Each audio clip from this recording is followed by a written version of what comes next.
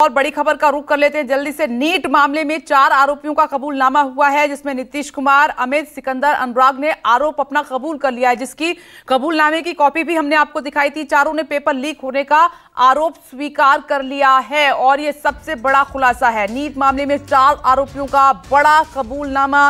बाकायदा उन्होंने कहा है अपने कबूलनामे में कि हमें परीक्षा से एक दिन पहले पेपर मिल गया था और रात को रचवाया गया था। जो गैंग है जिन्होंने ये सब कुछ गड़बड़ी की है पैसे लेकर, सीधा कबूलनामा है इन 4 लोगों का। तो ये सौरभ एक बहुत बड़ा सबूत है इस इन्वेस्टिगेशन में।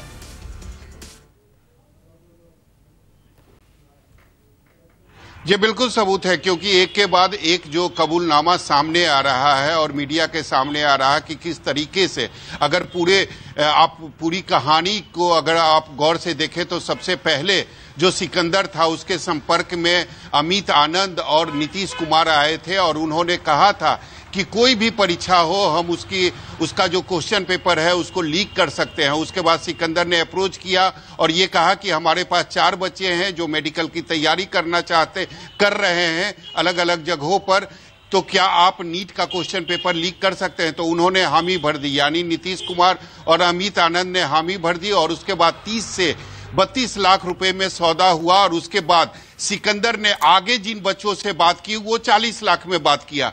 तो निश्चित तौर पर ऐसे ही कड़ी एक के बाद एक जुड़ती गई और पूरी कहानी जो है वह निश्चित रूप से अब सामने आ चुकी है।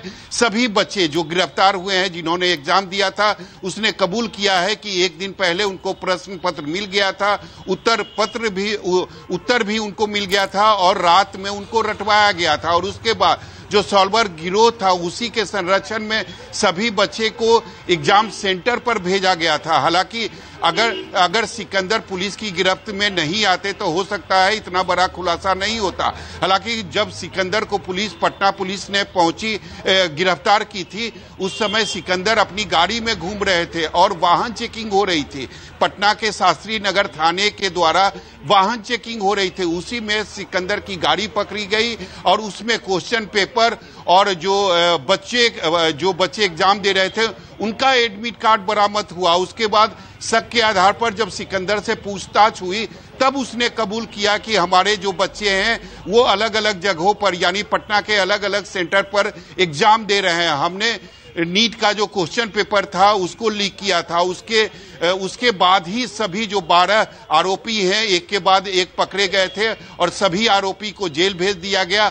अब एक एक करके जो आरोपी है उनका कबूलनामा जो है वो सामने आ रहा है और उसके बाद पूरी कहानी जो है नीट पेपर लीक की वो अब एक के बाद एक सामने आ चुकी है। सौरभ, आज हमने सवाल भी किया था कि जब आप यूजीसी नेट की परीक्षा में रद्द कर सकते हैं मात्र इनपुट के आधार पर कि इसमें धांधली हुई है, इस मामले में तो बहुत सारे सबूत भी आए हैं, तो ये जवाब दिया जा रहा है पार्टी की तरफ से कि हम सरगना की तलाश में हैं। मास्टरमाइंड कौन है, क्योंकि इनसे काम नहीं चलेगा। जो मास्टरमाइंड है, जो सरगना है, उस तक हम पहुंचना चाहते हैं।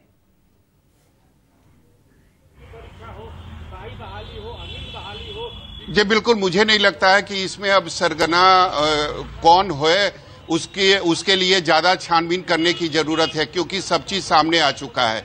कैसे सिकंदर नीतीश और अमित आनंद के संपर्क में आए, कैसे अमित आनंद और नीतीश ने बताया कि चाहे देश का कोई भी एग्जाम हो मैं आराम से पेपर लीक कर सकता हूं और मैंने पहले भी किया है।